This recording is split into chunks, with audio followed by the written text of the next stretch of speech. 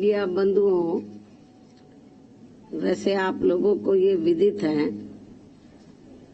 कि यूपी में नगर निकाय के चुनाव अर्थात नगर निगम, पार्षद, नगर पालिका, नगर पंचायत व वार्ड आदि के चुनाव घोषित हो चुके हैं, जिसका बीएसपी स्वागत करती है। साथ ही ये भी उम्मीद करती है कि यूपी सरकार व नगर निकाय से संबंधित अधिकारी ये चुनाव पूरे तौर से फ्री एंड फेयर कराएं तथा नगर निगम का भी चुनाव ईवीएम से न करा के इसे भी सीधे तौर पर बैलेट पेपर से ही कराएं। ये भी हमारी सरकार से संबंधित अधिकारी से पुरजोर अपील है।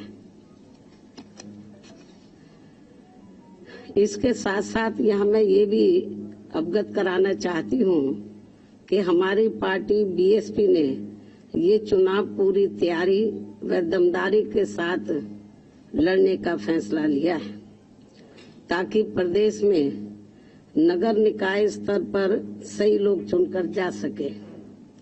तभी फिर वे सर्व समाज में से विशेषकर गरीबों, मजदूरों, दलितों, आदिवासियों, पिछड़े वर्गों, मुस्लिम व अन्य धार्मिक अल्पसंख्यक समाज के लोगों के हितों का हर मामले में प्राथमिकता के आधार पर पूरा ध्यान रख सकते हैं, क्योंकि बीएसपी ही इन वर्गों के हितों के मामले में केवल एकमात्र ऐसा मंच व प्लेटफार्म है जो परम पूज्य बाबा साहब डॉक्टर भीमराव अंबेडकर की विचारधारा एवं मूवमेंट से जुड़कर इन वर्गों के हितों में पूरी ईमानदारी व निष्ठा से लगा हुआ है, जिसके लिए बीएसपी के जन्मदाता एवं संस्थापक मान्यवर श्री कांशीराम जी ने अपनी पूरी जिंदगी समर्पित की है, जिसे नजरअंदाज नहीं किया जा सकता है। तथा मेरे नेतृत्व में ये पार्टी इन तमाम वर्गों के लोगों को अपने पैरों पर खड़ा करने के लिए बराबर संघर्षशील व कटिबद्ध भी है। हालांकि चुनाव के बारे में आप लोगों को ये मालूम है कि काफी लंबे इंतजार के बाद अब यहाँ यूपी नगर निकाय चुनाव होने की तारीख घोषित हुई है, जिसके तहत जैसा कि मैंने आपको बताया कि जिसके तहत प्रदेश के सभी नगर निगम, पार्षद, नगर पालिका, नगर पंचायत व वार्ड आदि के चुनाव होने हैं, जिसमें लोग अपनी जरूरत व सुख सुविधा आदि के हिसाब से अपने क्षेत्र के विकास पर काफी कुछ ध्यान दे सकते हैं, तथा जिसके लिए केंद्र व राज्य सरकार द्वारा संविधान में कानून के हिसाब से धन उपलब्ध कराए जाने का भी प्रावधान है।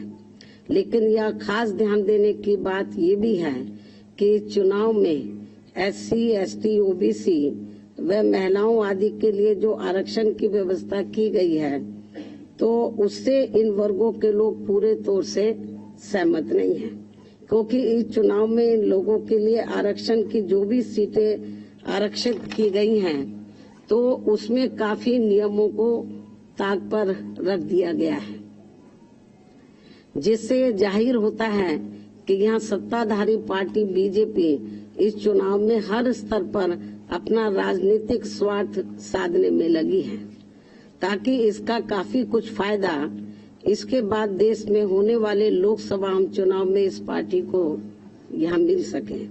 लेकिन यहाँ खास ध्यान देने की बात ये भी है कि यहाँ के गरीबों के लिए विभिन्न कल्याणकारी योजनाएं तथा बेरोजगारी के इस दौर में दैनिक मजदूरी करके अपना पेट पालने की योजनाओं के धन में भी कटौती व भुगतान में देरी आदि करके जो यहाँ स्थानीय रोजगारों की दुर्दशा बना दी गई है, वह भी किसी से छिपा नहीं है। इसलिए ऐसी स्थिति को बेहतर बनाने के लिए यहाँ निकाय स्तर पर जागरूक, योग्य व ईमानदार जनप्रतिनिधि चुनने की जरूरत है, जिसमें खासकर गरीबों, दलितों, पिछड़ों एवं अन्य उपेक्षित वर्गों तथा अकलियतों आदि को भी अपनी अहम भूमिका निभानी होगी, जिनके कुल मिलाकर वोट यहाँ काफी ज्यादा बन जाते हैं और इनको इस चुनाव में भी विरोधी पार्टियों के सभी साम दाम दंड भेद आदि हथकंडों से सावधानी बरतते हुए व खासकर सत्ताधारी पार्टी बीजेपी के किसी भी दबाव व लालच आदि में न आकर अपना वोट करना है। इसके साथ ही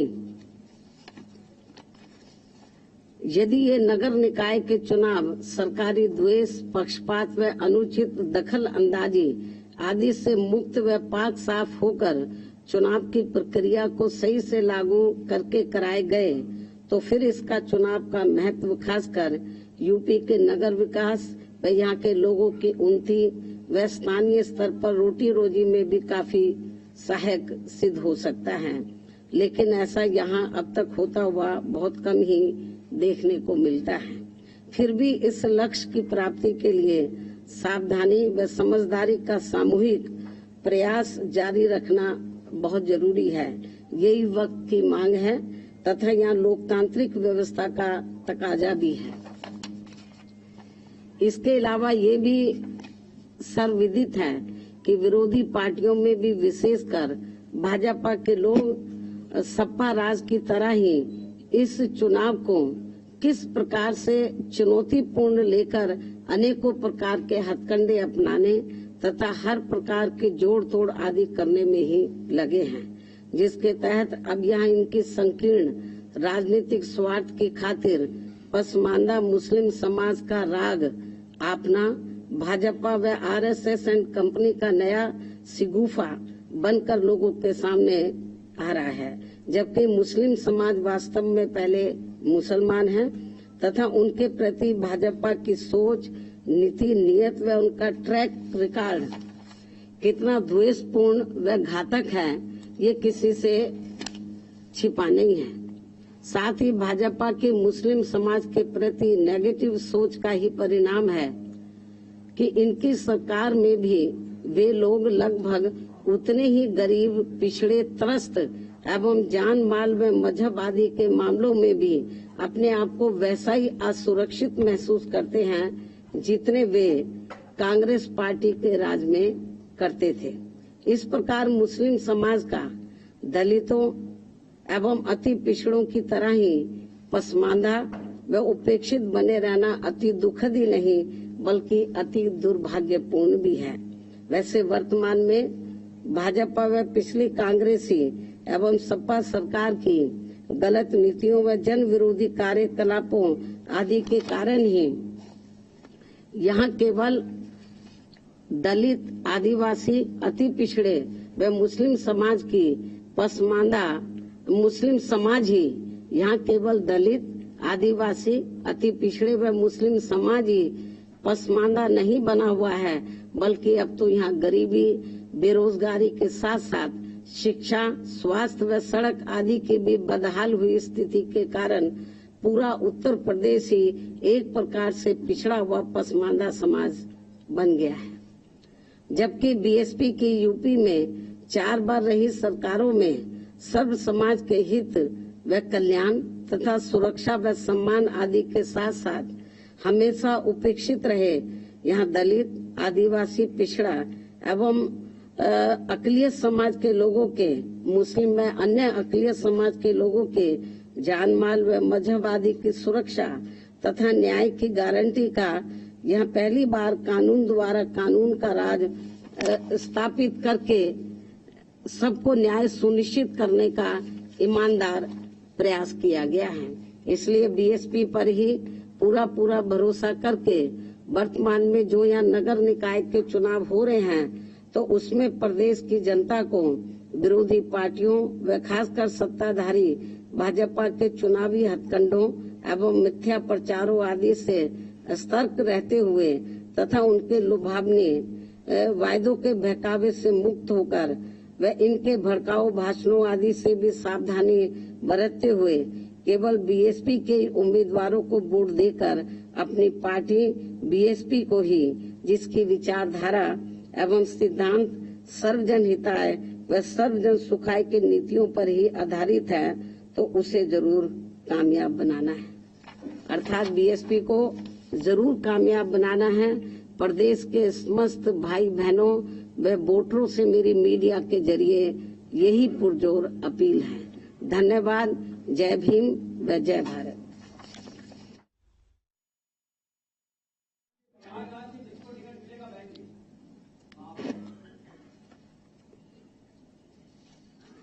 इस संबंध में आज मैं ये स्पष्ट कर देना चाहती हूँ कि प्रयागराज में पिछले दिनों श्री उमेश पाल की हुई हत्या को लेकर अभी तक मीडिया के जरिए जो भी तथ्य सामने आ रहे हैं या आए हैं, और इस हुई घटना में खासकर अतीक की पत्नी का नाम आते ही वह उसके फरार होने पर अब स्थिति बदल गई है। ऐसी स्थिति में अब हमारी पार्टी ना तो अतीक की पत्नी को और ना ही उनके परिवार के अन्य किसी भी सदस्य को वहां मेयर का टिकट देगी।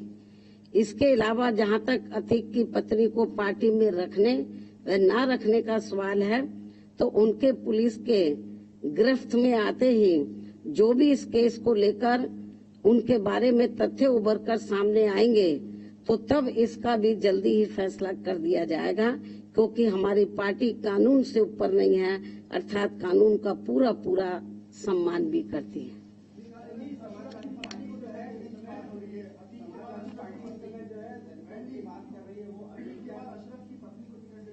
बस इसका जवाब दे दिया मैंने।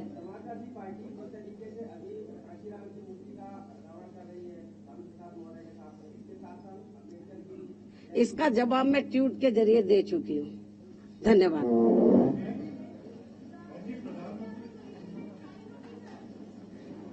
बीएसपी अध्यक्ष मायावती की ये प्रेस कॉन्फ्रेंस पूरी तरह से निकाय चुनाव में लड़ने को तैयार है। निकाय चुनाव को लेकर कल तारीखों का ऐलान कर दिया गया और बीएसपी अध्यक्ष मायावती इसे लेकर प्रेस कॉन्फ्रेंस कर रही थी। चुनाव की तारीखों का उन्होंने सम्मान किया, सहमति जताई, साथ ही आरक्षण की व्यवस्था को लेकर भी सवाल खड़े किए।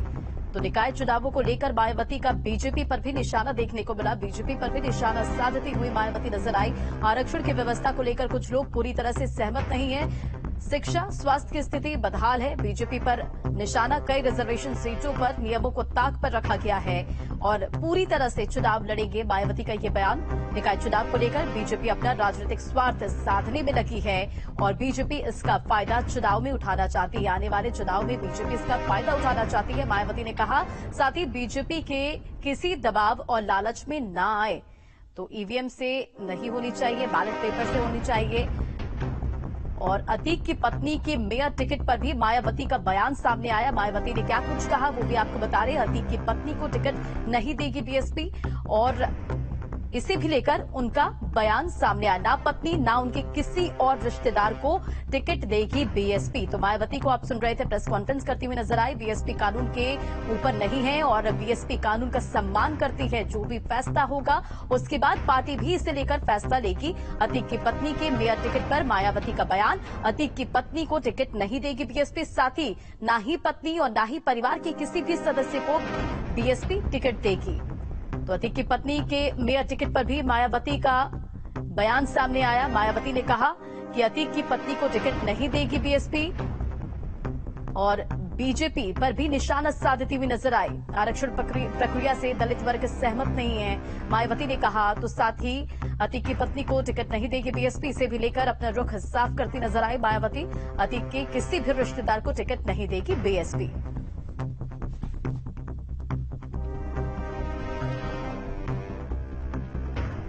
मीडिया के जरिए जो भी तथ्य सामने आ रहे हैं या आए हैं, और इस हुई घटना में खासकर अतीक की पत्नी का नाम आते ही वह उसके फरार होने पर अब स्थिति बदल गई है। ऐसी स्थिति में